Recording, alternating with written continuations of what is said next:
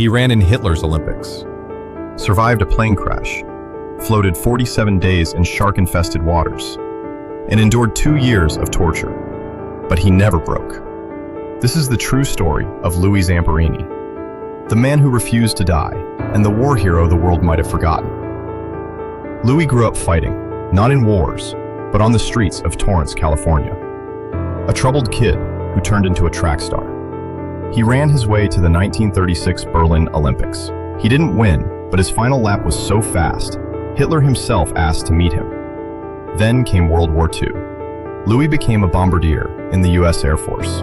But in 1943, his plane, the Green Hornet, crashed into the Pacific Ocean. Only 3 men survived. No food, no water, just a life raft and the endless sea. For 47 days, they drifted under the scorching sun, attacked by sharks, shot at by enemy planes, starving, dehydrated, and hallucinating. Only 2 survived long enough to be rescued by the Japanese Navy, but the rescue was no salvation.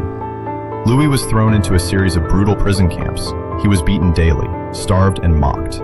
One guard, known only as the Bird, made it his mission to break him. But Louis never gave in, not once. He stood, bleeding and broken, but unbowed. "If I can take it, they can't break me," he whispered. When the war ended, Louis came home a hero. But inside, the war raged on. Nightmares, anger, and drinking. Until one night, he heard a sermon that changed everything. He forgave the Bird, found peace, and returned to Japan. Not for revenge, but to forgive his captors in person. Louis Zamperini passed away in 2014, but his story is carved into history.